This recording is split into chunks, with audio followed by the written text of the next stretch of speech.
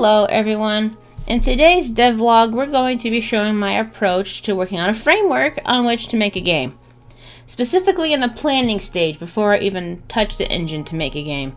So not like the basis game mechanics within the engine, just the way I lay out my thoughts in kind of like a flow chart manner to see how and what I need to get done. I started on paper, then quickly moved over to the computer.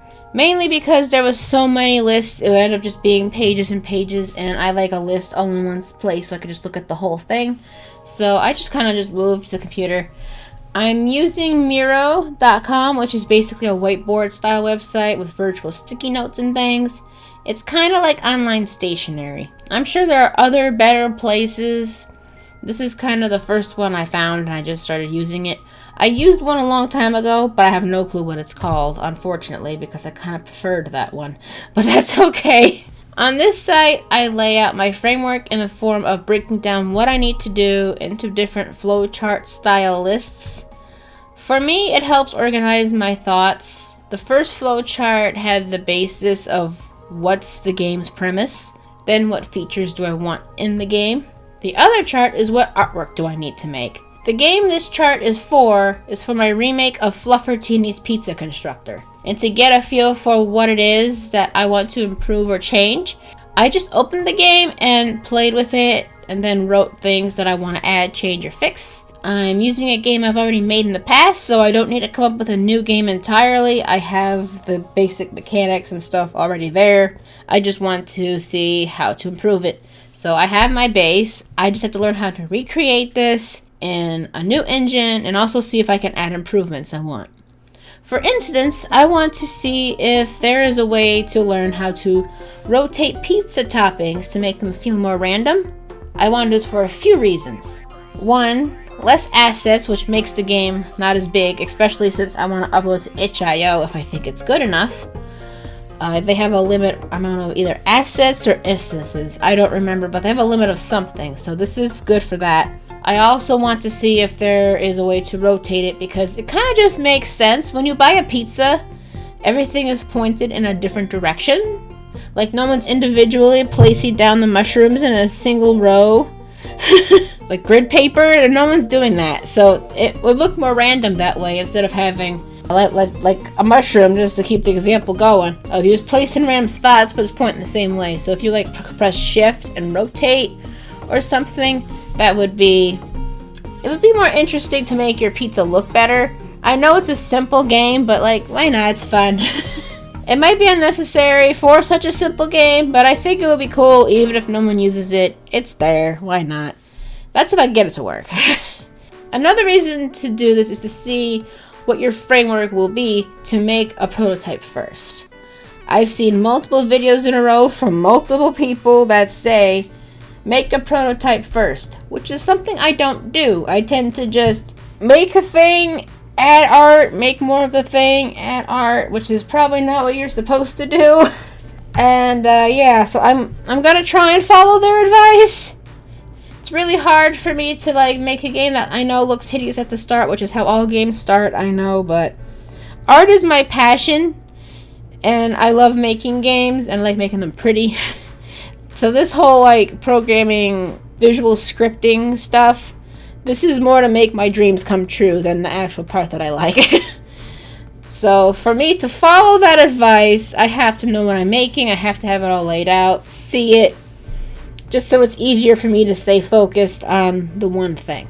I'll have more about making a prototype system, I guess, in the next vlog. I'm currently working on it, and boy am I going through it. Please do not do what I do.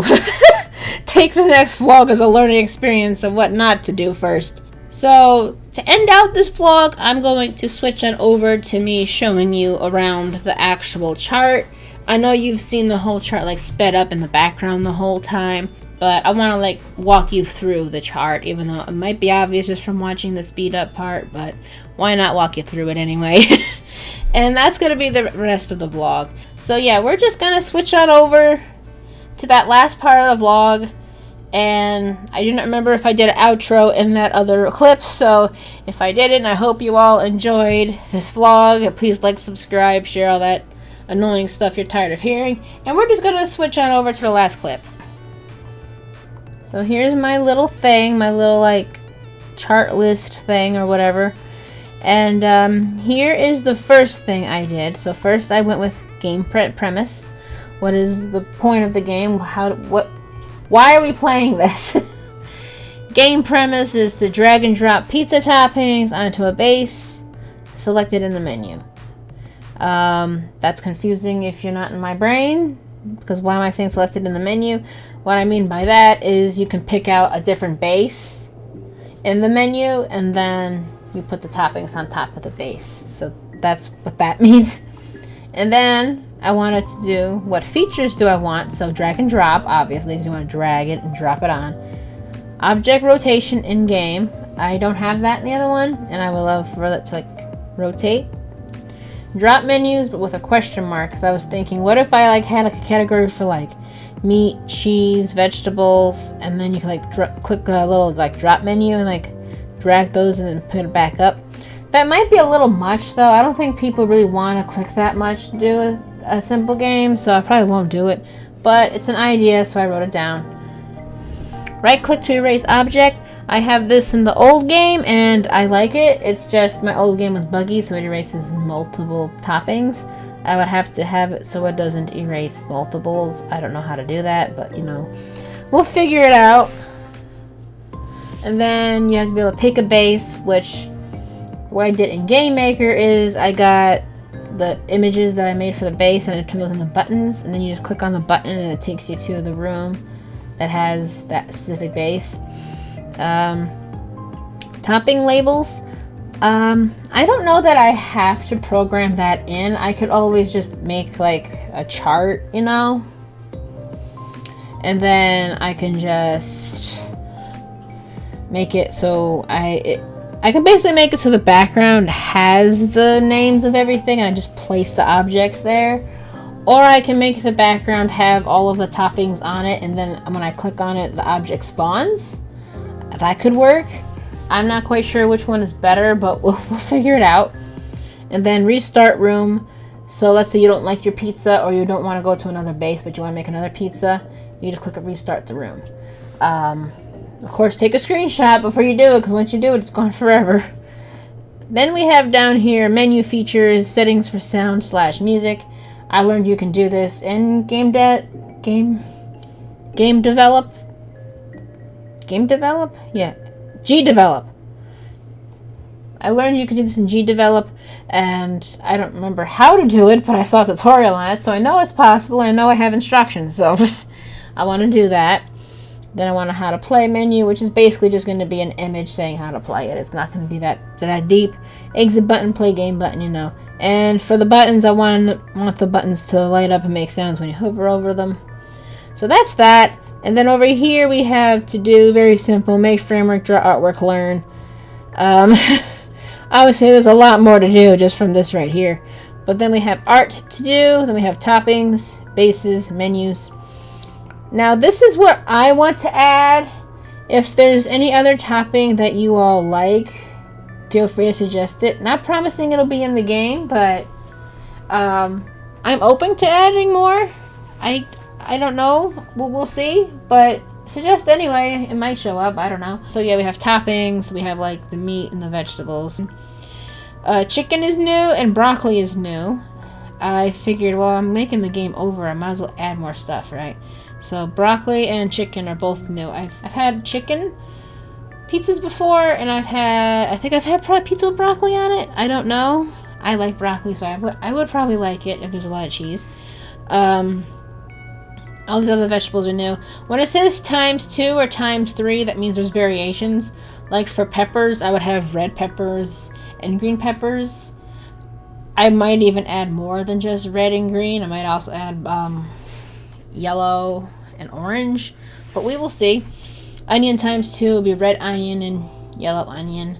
And then cheese, I actually wrote out which cheese is. Mushrooms ×2, but with a question mark, because the reason I had 2 mushrooms before is because I didn't have a rotate option. But if I have a rotate option, I can just get one sprite of a mushroom and you can just rotate it in whatever direction you want. So there's that. Bases, sauce only, you know, like for like people who don't like cheese, or you know, they can't have cheese on their pizza. I had a friend, she couldn't have cheese on her pizza, and it wasn't bad. So, and then there'd be like a white cheese background or a yellow cheese background, you know, like, you know, mozzarella or cheddar. I forgot to add mixed cheeses. I could also add like different types of cheeses here, because I know like people put feta and stuff on top. I don't know yet. So this would be like mixed cheeses, so the yellow and the white. Barbecue sauce, because I've had pizza with barbecue sauce. I personally do not like barbecue sauce pizza. I think it's gross. I'll eat it if it's there, but I don't want it. But I know people like barbecue sauce, and since I'm making a new game, why not add more like bases, right? So barbecue sauce and white cheese. And then we have white sauce, because I know some people, they make like a fettuccine style sauce and they put it on the back, like the base of the pizza. So that's my ideas. If you know of anything else, you can let me know. No guarantee it'll be put in the game. None of your suggestions are guaranteed to be in the game, but there's a possibility. And then we have menus, and you know, buttons, backgrounds, Fluffertini sprites. So the old game had Fluffertini's face, and he blinks for the menu. Because this is gonna probably be an itch.io game, I don't have any use for a splash screen when it loads. So unless I can make a splash screen inside of the game for it to load, which I don't know if you can do that or not, I'll probably just have another way to include Fluffertini, like maybe he'll be holding the plate with the pizza on it. Or maybe I'll make it where you can also like customize slices. I don't know.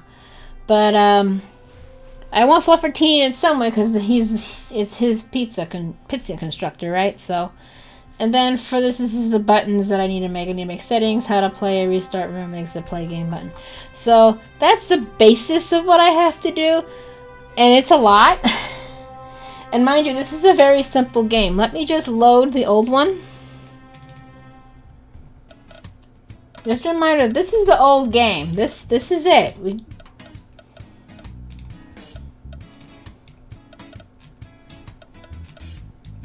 This is the game I'm making. It's not complicated. It's not hard. But I want it to be fun. So I want to add more like features that I can. Because like, see, let's say you have this piece of cheese. If you could rotate it, that would be cool. Or like, you see how like these two are basically the same. I kind of had to like just flip it around, like made one piece a little smaller just so I can justify it being like that. Or like, you see all of this. Yes, pineapple. If ham and chicken can be on pizza, pineapple can be on pizza. It's not my favorite. I'll eat it if it's there, but it can be on pizza. It's just not my favorite thing. But yeah, this is how simple the game is, and just see, this is how simple it is, and this is some of what has to get done, because I'm sure I'm gonna run into bugs and features I have to make for certain things to work. Like, I have to make it so that way when I click on the topping, it moves, but also it doesn't despawn. Like for this one, I didn't know how to do it, so I made it literally so every time you click on one and you let go, it spawns in a new one. But I don't want it to be like that. I want it to be where you drag it and it's still there, but you're just kind of like taking it off of a unseen pile, I guess. So I have to learn how to do that, which will probably be a whole system, and it's gonna be a whole thing.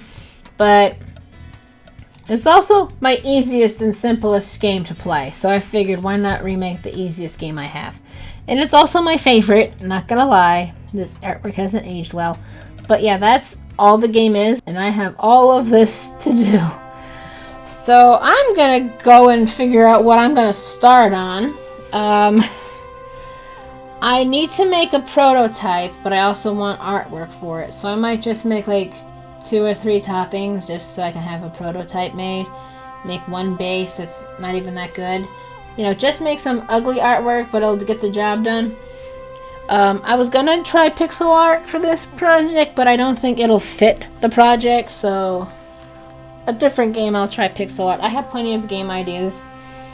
I have a farm simulating game, I have a storybook game, I have all kinds of games I want to make, but I'm going to use this game to learn some of the systems. So yeah, that's the end of this vlog. It's not very long. I hope it was interesting at least. But I'm excited. Like I said, when I finish this, I think it's good enough when it's finished, I will put it on itch.io. It'll be my first ever itch.io game. I wish I knew itch.io existed years ago, if it even did. But yeah, this is what we're working with, and I don't know. I hope it was interesting.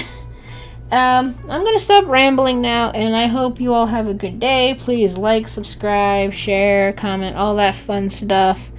And yeah, I'll see you all later. Bye.